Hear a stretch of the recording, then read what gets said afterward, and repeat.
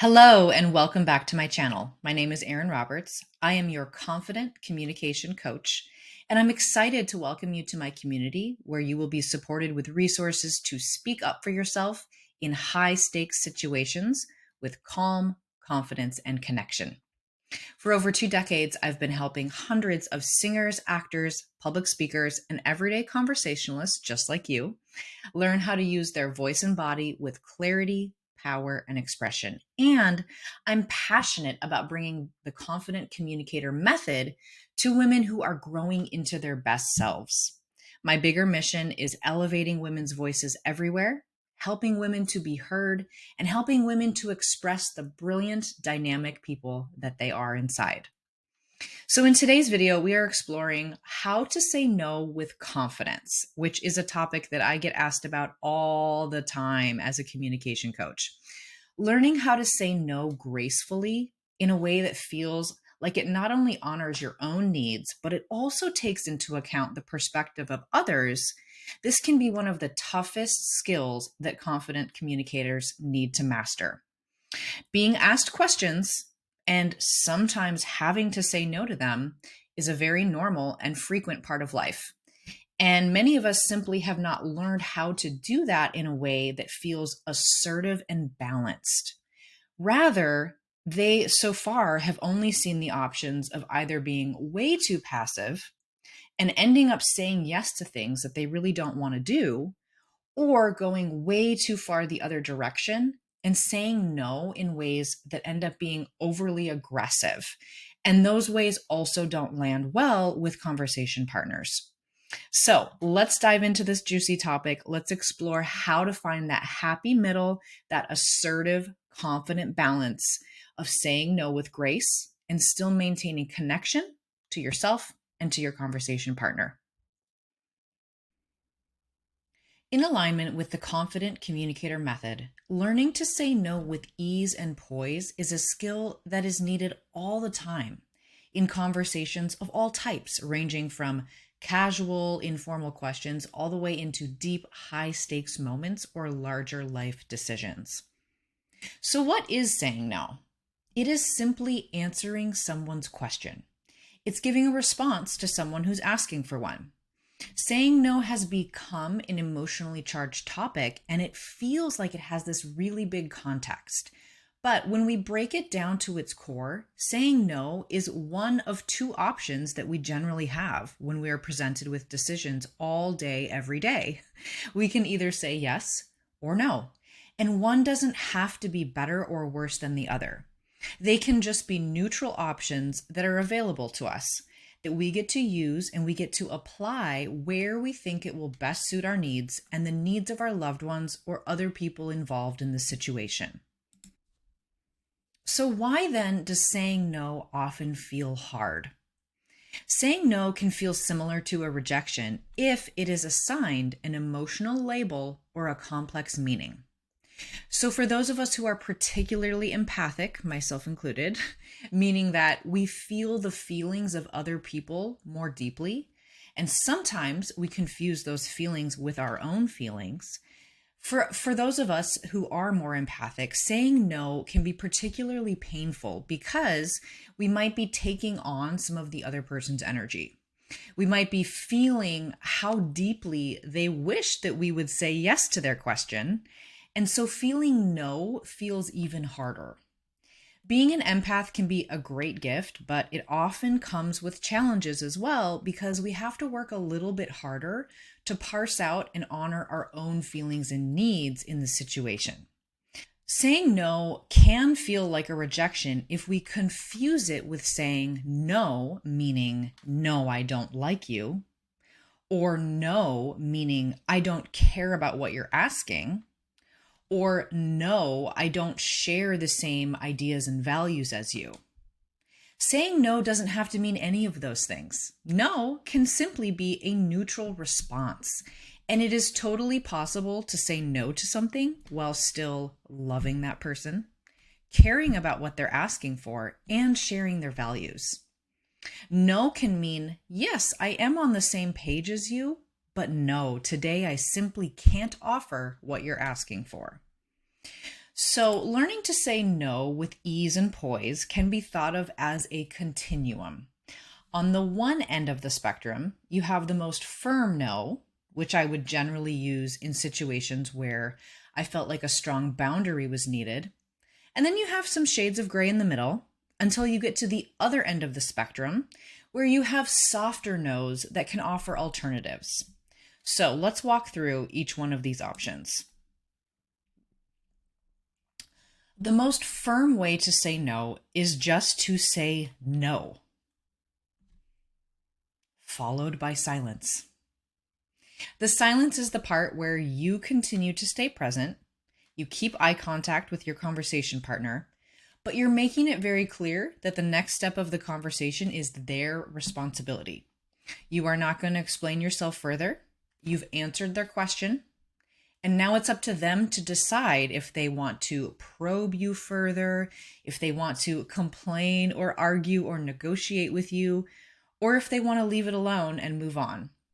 So an example of using this kind of no would be a time when you've been approached by someone who maybe you can sense that they don't have your best interests at heart, or someone who you know to generally be pushy or argumentative, or someone who has asked you the same question multiple times and you need to shut it down for good. The toughest part of using this firm response is allowing the silence to happen, allowing that uncomfortable, open moment to sit there without filling it.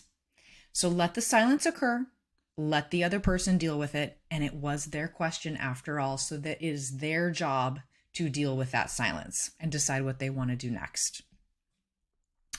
The next option for saying no is a slightly softer choice, a little bit more in the gray area, where you can say no plus a descriptive phrase. So something like, no, I'm not going to have time to do that today. No, I can't accommodate that this week. So these phrases still have a strong option, but it softens the moment just a little bit by filling in some of that silence with some graceful and well thought out word choices. And now if we move again in a slightly softer direction in that gray area, moving towards the softer end of the continuum, your next option would be to say no plus a reason. No, and here's why. No, I can't babysit for you this Friday because I already have plans. Or, no, I don't want Indian food tonight because I just had it yesterday. So in this scenario, you are communicating that you are firm on your opinion, but you care enough about the person to give a reason. And that reason will help them to understand you just a little bit more. You're inviting them into a moment of connection where they can learn something about you. They can learn that you don't want Indian food twice in 1 week. They can become a little bit more invested in you and vice versa. However, do know that if you choose this option, you are likely going to invite a little more negotiation from your conversation partner. By offering a reason, you are kind of opening the door just a crack for them to say, well, I don't like your reason, or I don't agree with your reason, or here's my compromise related to your reason. So just be prepared for that. If you're discussing something that you just don't have the energy to engage in a compromise like that, then it would be a better option to choose one of the more firm no's instead.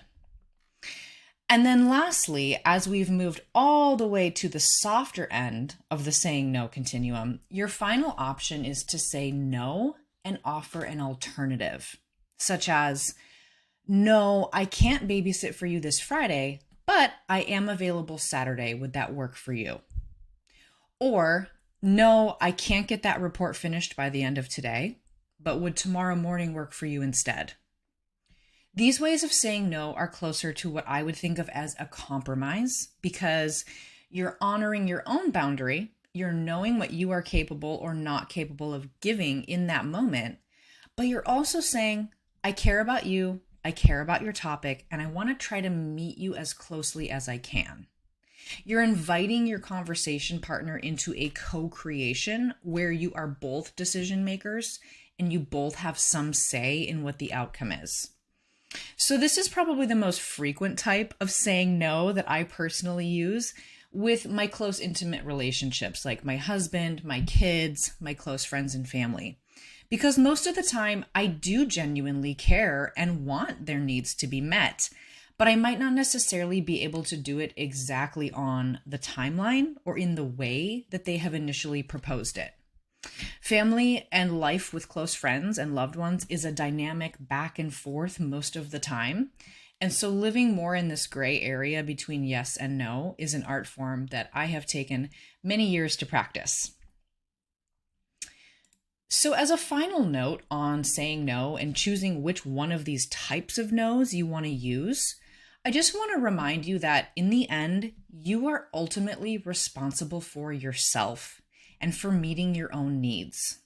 You can't meet the needs of others, even your closest loved ones, if you aren't filling up your cup first and getting your own needs met first. When someone asks you a question, it's because it says something about them. It says something about what they need and what they want. It's really not about you, even if it sometimes feels like it. When someone asks you something, it's because they're wanting something from you. And in the end, it's really not your job to solve their problem.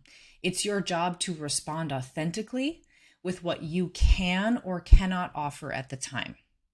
So if someone is pressuring you to say yes to something, that is really more a reflection of them and their ineffective communication strategies. It is not a reflection of you or what you should or should not be doing.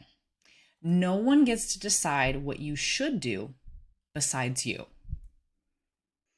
This concludes our episode today on how to say no with confidence. If you got a lot out of this video today, please do me a favor and like and subscribe to the channel. It helps the channel grow and it allows me to continue making valuable content for you to keep growing and learning. If you really resonated with this method, I would like to personally invite you to enroll in my free 60-minute masterclass where I will teach you my 4-step process to having high-stakes conversations with confidence, where we will apply many other elements of using your voice and your body to speak up in the important moments that really matter to you. You'll find the link to enroll for free in the description box below. Also, you can take these techniques so much deeper by checking out my mastermind program called the Confident Communicator, which is a self-paced plus live coaching hybrid program dedicated to going much, much deeper on the transformation from a passive or reactive communicator into someone who steps fully into their power and learns how to harness the incredible capabilities of your speaking voice as a tool to connect in relationships, to develop an authentic sense of yourself, to excel in professional situations, and so much more. So if you know you have dynamic things to say, but you often find yourself tongue-tied or uncomfortable in conversations without a clear strategy, you will love this program. And I encourage you to click the link in the description box below to find out more. Thank you so much for watching, and I'll see you next time.